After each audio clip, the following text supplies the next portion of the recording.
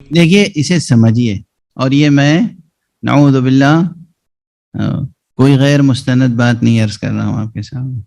یہ منبر ایسی جگہ نہیں ہے کہ یہاں کوئی غیر مستند بات کی جائے. ہمارے بہت سے ذاکرین اور بہت سے شعراء بھی کسی نہ کسی صورت سے نوسیریوں کی تعریف کر دیتے ہیں، اور میں بھی اس سے خارج نہیں ہوں. کیوں؟ بہرحال وہ تعریف تو مولا علی کی کرتے ہیں نا، اس لیے مجبور ہو جاتا ہے دل ان کی تعریف کرنے پر. لیکن نوسیری ہیں مشرک اور باطل. اور اب میں آپ سے یہ عرض کروں کہ بہتر یہی ہے کہ اشارے و کنائے سے بھی ان کی تعریف نہ کی جائے. کیوں؟ میں تقریباً 1 سال دمشق میں رہا ہوں، شام میں، اور وہ بھی جو سیدہ زینب میں حوضہ علمیہ ہے وہاں نہیں تھا. میں تھا نوسیریوں کے درمیان، چونکہ مجھے جستجو تھی کہ مجھے دریافت کرنا ہے ان کی حقیقت کیا ہے. تو دمشق یونیورسٹی میں جو پروفیسر تھے، اس وقت ایک دھن تھی کہ میں دمشق یونیورسٹی سے پی ایچ ڈی کروں، اور یہ سب مسئلہ تھا. تو وہاں جو میرے گائیڈ تھے، میرے پروفیسر تھے، ان کا نام تھا پروفیسر ڈاکٹر حکمت لمیہ. میں اکثر ان کی خدمت میں، اور میرے پڑوس میں بھی ادھر ادھر دونوں طرف چاروں طرف سب نوسیری حضرات تھے، سب نوسیری. چونکہ میں سیدہ زینب میں نہیں رہتا تھا، میرا قیام دمشق میں تھا، مزہ میں، اور تقریباً دمشق یونیورسٹی کے قریب. روزانہ زیارت کے لیے حاضری دیتا تھا بی بی کے ہاں، اور وہاں آ جاتا تھا کیونکہ ریسرچ کا مطالعے کا کام تھا.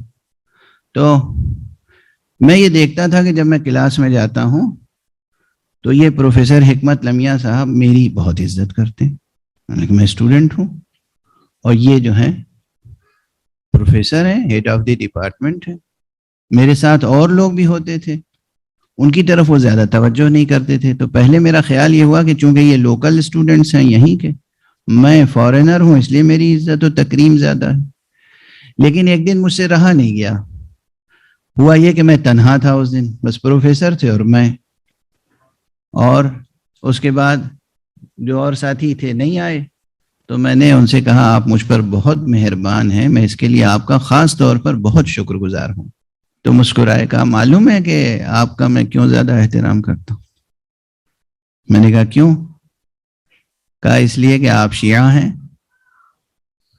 میں نے کہا بہت شکریہ، کہ آپ بھی شیعہ؟ کہا نہیں، میں تو شیعہ نہیں ہوں، میں نوسیری ہوں، میں علوی ہوں. اب مجھے تو جیسے وہ پونجی مل گئی جس کی تلاش تھی. میں تو جستجو میں تھا کہ کوئی براہ راست ملے جو کہے کہ میں نوسیری ہوں، شیعہ نہیں ہوں. سمجھ رہے ہیں آپ؟ انہوں نے کیا کہا؟ میں شیعہ نہیں ہوں، میں تو نوسیری ہوں. فرق یہیں واضح ہو گیا. اللہ نے شیعہ کی تعریف کی ہے، رسول نے شیعہ کی تعریف کی ہے، اماموں نے شیعہ کی تعریف کی ہے، اور وہ اپنے منہ سے کہہ رہے میں شیعہ نہیں ہوں، میں نوسیری ہوں. راستہ انہوں نے الگ کر لیا نا اپنا. اب جب راستہ الگ کر لیا تو پھر بتائیے کہ آپ کو کس کے راستے پر چلنا ہے. اچھا، اب مجھے اور جستجو ہوئی، یہ تو پہلی کھل کے بات انہوں نے کہی تھی. اب مجھے جستجو ہوئی کہ میں ان کے شیوخ تک جاؤں، جو ان کے پیران طریقت ہیں، جو ان کے شیوخ ہیں، جو ان کے علماء ہیں، اور جو ان کے چھپے ہوئے علمی خزانے ہیں، جو ان کی کتابیں ہیں جو نہیں چھپی ہیں، مخطوطات کی شکل میں ہیں، مینوسکرپٹس ہیں، اس کی جستجو کروں. اور میں اس جستجو میں بڑی حد تک کامیاب ہوا. تو معلوم ہوا کہ وہاں جو علوی ہیں وہ 2 قسم کے ہیں. اب یہ ایک ایسی بات چھڑ گئی کہ اسے چھڑ گئی بس. اب تو مجھے بڑی حد تک کامیابی ملی، اور میں ان کے شیوخ کے ہاں گیا. اب بعض چیزیں ایسی ہیں جو میں اس ممبر سے عرض بھی نہیں کر سکتا، کہ ان کے شیوخ شیخ مذہب، شیخ طریقت، لیکن ان کے گھر کا ماحول بالکل ایسا تھا کہ جیسے کسی یورپ کے آزاد خیال گھرانے کا ماحول ہو. مثلا پردے کے معاملے میں یا اور مسائل میں، اور انہیں فخر تھا کہ وہ علوی ہیں، نصیری ہیں. اور جب مطالعہ بڑھا تو معلوم ہوا کہ یہ تقدیس، دیکھیے جو مشرکین کا انداز ہے، بت پرستوں کا انداز ہے کہ وہ مثلا رام کی بھی پوجا کرتے ہیں، لیکن ایک علاقہ ایسا ہے جہاں راون کی بھی پوجا ہوتی ہے، جہاں شیو کی بھی پوجا ہوتی ہے، اور معلوم ہوا کہ وہ کالی دیوی کی بھی پوجا ہوتی ہے. تو یہ متضاد باتیں. بالکل اسی طرح وہاں میں نے دیکھا کہ یہ عبد الرحمن ابن ملجم جو قاتل ہے امام کا، جس پہ ہم لعن کرتے ہیں، اس کو بہت مقدس سمجھتے ہیں. تقدیس یعنی گویا اس کی پوجا. میں نے کہا یہ کیا معاملہ ہے؟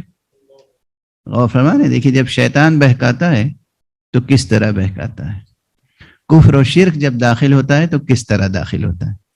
بالکل ایسے ہی جیسے ہمارے یہاں جو لوگ نصیری تو نہیں ہیں، نصیری پن آ گیا ہے ان میں، تو وہ کیا کرتے ہیں، ہم مسجد میں نہیں جائیں گے. کیوں صاحب؟ مسجد تو مقتل ہے مولا کا.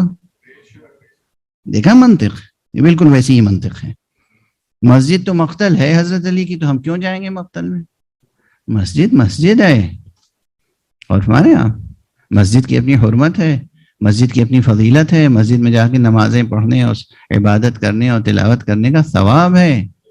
مسجد میں اللہ نے، اللہ کے رسول نے، مولا علی نے بلایا ہے، کہا کہ مسجد کو آباد رکھو. مسجد کی تعمیر یعنی مسجد کی آبادی. مسجد کو آباد رکھو، اپنے سجدوں سے مسجد کو آباد رکھو، اپنی عبادتوں سے مسجد کو آباد رکھو. مسجد کو وہی آباد رکھتے ہیں جو اہل تقوی ہوتے ہیں. تو اب انہوں نے یہ کیا کہ ہم وہ لوگ عبد الرحمن ابن ملجم جو قاتل ہے مولا کا، اس کی تقدیس کرتے ہیں، پوجا. کیوں؟ مجھے جستجو ہوئی تو کہا بھائی ذرا سوچو تو، سامنے کی بات ہے، علی رب ہے، رب کو کون قتل کر سکتا ہے؟ رب کو جو قتل کرے گا وہ بھی تو کوئی غیر معمولی ہوگا. دیکھا کیا ایسی، یہ کون سی منطق ہے؟ انسانی، قرآنی، شیطانی منطق. یہ ہے سیٹینک لاجک، شیطانی منطق. رب کو جو قتل کرے گا کیا معمولی ہوگا؟ مجھے سمجھا رہے ہیں. اور اس کے بعد پھر روایت بیان کر رہے ہیں کیا؟ رب کے 12 حواری تھے، 12 خاص افراد تھے جو رب کے ساتھ ہر وقت رہتے تھے. اب رب کے حواری بھی ہو گئے. تو رب نے ایک مرتبہ، اب یہ کہانی انہوں نے گویا کرسچینٹی سے لی ہوگی، حضرت عیسیٰ اور ان کے 12 حواری و انصاری، جس میں سے ایک حضرت کو اذیت دینے والا باغی اور گویا ظالم و غدار ہوا. تو انہوں نے کہا کہ وہ رب کے جو 12 حواری تھے خاص، ان کے سامنے رب نے کہا کہ دیکھو مجھے قتل ہونا ہے، یہ کام تو ہو کے رہے گا، میری خاطر سے تم میں سے کون ہے جو قیامت تک کے لیے لعنت کا طوق اپنے گردن میں قبول کرے؟ سیٹینک لاجک ہے، معمولی تو نہیں ہے. مجھے قتل ہونا ہے، مجھے شہید ہونا ہے، اس کی حکمتیں الگ ہیں. تم میں سے، تم 12 میرے حواریوں میں سے کون ہے جو میری خاطر سے اپنے گلے میں گردن کا طوق قبول کرے؟ تو جناب والا بالآخر عبد الرحمن ابن ملجم نے کہا کہ اگر رب آپ کی یہی خواہش ہے تو میں اپنے گلے میں لعنت کا طوق قبول کر لیتا ہوں. تو گویا اس نے قتل کر کے ایک عظیم خدمت کی رب کی، اور خود غیر معمولی ثابت ہوا، اس لیے اس کی تقدیس ضروری ہے. آپ میں سے کوئی ایسا ہے با ضمیر، با قلب، با معرفت، با ایمان، با شعور جو اس منطق کو قبول کرے؟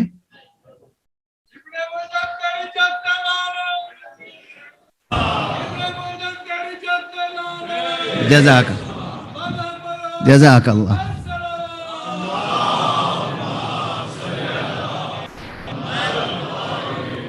اللہ.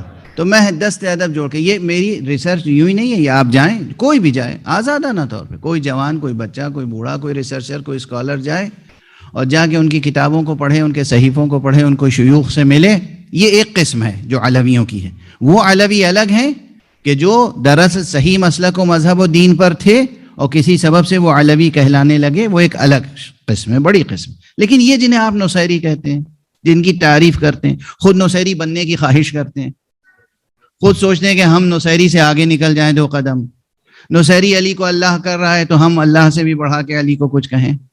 لیکن نا اس جہالت میں مبتلا نہ ہو، میں دست ادب جوڑ کے عرض کر رہا ہوں، اس نادانی میں، اس جہالت میں مبتلا نہ ہو۔ شرف آپ کا ہے شیعہ ہونا، اس لقب پہ شکر کیجئے، اس عنوان پہ متحد ہو جائیے۔ اس عنوان پہ آپ متحد ہوں گے تو ایک دن وہ آئے گا کہ جب تمام اہل سنت والجماعت بھی آپ کے ساتھ متحد ہو جائیں گے، کیونکہ ان کے بڑے بڑے علماء پہلے ہی کہہ چکے ہیں کہ شیعہ سے مراد ہم ہیں، شیعہ سے مراد ہم ہیں، شیعہ سے مراد ہم ہیں۔ ایک لفظ پہ متحد ہو جائیں کہ ہم شکر ادا کرتے ہیں خدا کا کہ شیعہ علی ابن ابی طالب ہیں۔